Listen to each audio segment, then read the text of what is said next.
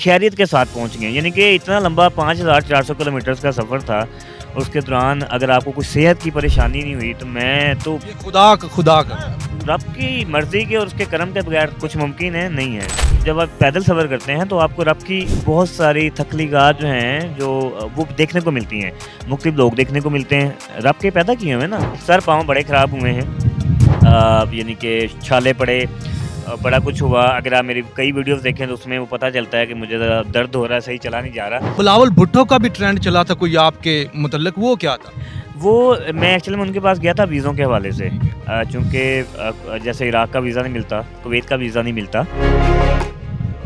السلام علیکم ناظرین، میں ہوں کاشف گلزار، آپ دیکھ رہے ہیں پاکستان بیٹس۔ ناظرین، آج آپ کو ضلع اکاڑا کے عثمان ارشد سے ملوانے جا رہا ہوں۔ عثمان ارشد نے تقریباً 7 ماہ پیدل چل کر حج کا فریضہ سر انجام دیا۔ عثمان ارشد سے پوچھیں گے کہ رستہ ان کا کیسا گزرا، کتنی مشکلیں آئیں، خوراک کیا کھاتے تھے، سوتے کب تھے، چلتے کب تھے، اور کتنا پیسہ لگا، فنانشلی کسی نے سپورٹ کی بھی کہ نہیں کی، کون اس چیز کے حق میں تھا۔ سارے سوال وہ کروں گا جو آپ کے ذہن میں چل رہے ہیں۔ السلام علیکم۔ وعلیکم السلام۔ عثمان بھائی، سب سے پہلے تو آپ کو مبارک ہو، بڑی خوشی ہوئی، آپ جو پیدل چلے، آپ نے جو حج کیا، آپ بڑی اچھے طریقے سے واپس آ گئے، آپ کو مبارک۔ خیر مبارک، بہت شکریہ۔ پھر مجھے یہ بتائیں، سب سے پہلے میں سب سے پہلے اینڈ سے شروع کروں گا۔ جب آپ یہاں پہ اکاڑا آئے، میں نے پروٹوکول دیکھا، اکاڑا والوں نے بڑی محبت دی، اس وقت کیا فیلنگ؟ الحمدللہ بہت زیادہ اچھا لگا۔ میں نے اپنے شہر کو پورے رستے میں بہت زیادہ مس کیا، کیونکہ آپ کو چاہے رستے میں کتنا بھی اچھا کوئی گھر کیوں نہ مل جائے یا کتنی بھی اچھی سونے کے لیے جگہ کیوں نہ مل جائے، آپ اپنے گھر کو، اپنے شہر کو، وہ گلیاں، وہ بازار لازمی مس کر رہے ہوتے ہیں۔ میں نے بڑا مس کیا۔ جب میں واپس پہنچا تو الحمدللہ میں بہت زیادہ خوش تھا کہ میں اپنوں میں آ گیا ہوں، اپنے شہر میں واپس آ گیا ہوں، اور اکاڑا والے بھی الحمدللہ آگے آئے۔ نہیں، محبت کا اظہار۔ جی الحمدللہ بہت محبت کا اظہار کیا۔ کچھ دوست پہنچے، کچھ کسی وجہ سے نہیں پہنچ سکے، کوئی مسئلہ نہیں، لیکن الحمدللہ وہ میرے ساتھ جڑے رہے۔ مجھے ایسا لگ رہا تھا جیسے عمران خان آ گیا ہو، کوئی پولیٹیکل لیڈر آ گیا ہو، قسمیں وہ ہار، وہ گاڑیاں، وہ رش، ایسے لگ رہا تھا کوئی جلسہ جلوس، بڑا پروٹوکول دیا گیا عثمان بھائی کو۔ بہرحال مجھے یہ بتائیں، جب آپ نے یہاں سے سٹارٹ کیا تو پہلے کتنا دیر چلتے رہے، پھر کہاں رکے، کتنے سٹے کی؟ اچھا، سٹے جو ہے وہ رات کو ہوتا تھا، یعنی کہ سارا دن چلنا ہے، چلنا کیا 10 گھنٹے، 11-12 گھنٹے، یعنی ڈفرینٹ ہوتا تھا روزانہ، 25, 30, 35, 45۔ سب سے زیادہ جو ہے وہ میں 62 کلومیٹر چلا ہوں، جو کہ میں پاکستان کے اندر چلا ہوں۔ تو وہ ڈپینڈ کرتا تھا کہ رکنا کہاں پہ ہے، آبادی کہاں پہ ہے، بعض کا ٹانگیں کتنا ساتھ دے رہی ہیں۔ کبھی ہوتا تھا کہ ٹانگیں بالکل ٹھیک ہیں، کبھی کبھی چلنے کو دل بڑا کر رہا ہوتا تھا، کبھی کبھی چلنے کو دل اگر بڑا ہوتا تھا تو پھر دل ہوتا تھا رات ہو بھی گئی ہے تو چلتے ہی جائیں، لیکن پھر رکنا بھی ہوتا ہے۔ معذرت، آپ کی بات کر رہا ہوں، جس طرح کی سچویشن بتا رہے ہیں، پاؤں خراب نہیں ہوئے، زخمی نہیں ہوئے، سوجے نہیں ہیں، تکلیف نہیں ہوئی ہے؟ سر پاؤں بڑے خراب ہوئے ہیں، یعنی کہ چھالے پڑے، بڑا کچھ ہوا۔ اگر آپ میری کئی ویڈیوز دیکھیں تو اس میں وہ پتہ چلتا ہے کہ مجھے ذرا درد ہو رہا ہے، صحیح چلا نہیں جا رہا، لیکن یہ ہے کہ اگر پھر آپ ہمت ہار جائیں تو پھر سفر کیسے پورا ہوگا۔ پھر یہ ہوتا تھا کہ سپیڈ تھوڑی کم ہو جاتی تھی، سپیڈ کم ہوگی، سفر تھوڑا کم ہو گیا، لیکن یہ ہے کہ رکنا نہیں ہے۔ اچھا، اس وجہ سے کوئی کمزوری ہوئی ہو؟ ظاہر بات ہے، بڑا مشکل کام ہے پیدل چلنا، پھر اتنے ہزاروں میل۔ سر یقین کریں اس چیز پہ، یہ جو آپ نے بات کی ہے، میں سمجھتا ہوں کہ میں تو ساری عمر رب کا شکر گزار ہوں گا، کیونکہ یہ کوئی چھوٹی بات نہیں ہے کہ اللہ نے آپ پہ اتنا کرم کیا کہ آپ کو کوئی مشکل نہیں آئی، کوئی صحت کے حوالے سے پریشانی نہیں آئی، اور آپ خیریت کے ساتھ پہنچ گئے۔ یعنی کہ اتنا لمبا 5400 کلومیٹرز کا سفر تھا، اس کے دوران اگر آپ کو کوئی صحت کی پریشانی نہیں ہوئی تو میں تو خدا کا رب کی مرضی کے اور اس کے کرم کے بغیر کچھ ممکن ہے نہیں ہے۔ تو وہ خوراک کیا کھاتے تھے؟ سر خوراک وہی جو یہیں کھاتا، روٹین والی خوراک، سبزی مل گئی، کبھی جو مل گیا وہی، یعنی کہ روٹین والی خوراک ہوتی ہے۔ اسپیشل نہیں کوئی اسپیشل خوراک، اسپیشل ڈریس، کپڑا نہیں، کوئی اسپیشل شوز نہیں، کچھ بھی نہیں ہے۔ شوز کے حوالے سے اگر بات کریں تو یہ تھا کہ یعنی کہ شوز تھوڑے اچھے تھے، اچھے سے مراد ہے کہ تھوڑے جو برانڈ والے یا جو جوگنگ کے لیے یا جو واکنگ کے لیے ہوتے ہیں وہ والے تھے، کیونکہ اگر وہ نارمل ہوں تو وہ اس میں پھر آپ کے پاؤں زیادہ زخمی ہوتے ہیں اور پھر وہ ٹوٹ بھی جلدی جاتے ہیں۔ اچھا، فنانشلی کسی نے سپورٹ کیا، کسی برانڈ نے، کسی بھی ایسے بندے نے جو کرتے ہیں؟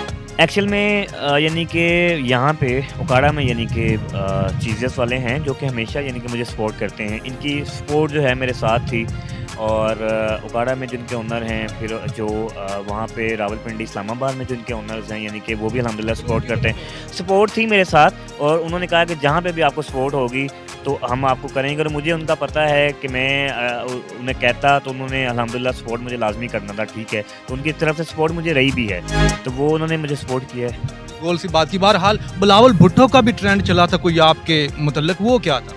وہ میں ایکچولی میں ان کے پاس گیا تھا ویزوں کے حوالے سے، چونکہ جیسے عراق کا ویزا نہیں ملتا، کویت کا ویزا نہیں ملتا، اور اس کے حوالے سے میں انہیں گیا تھا. انہوں نے لیٹر لکھے بھی تھے منسٹری نے، اور منسٹری کے لیٹر لکھنے کی وجہ سے مجھے ایران کا ویزا جو ہے وہ 1 مہینے کا ملنا تھا، لیکن 2 مہینے کا ملا.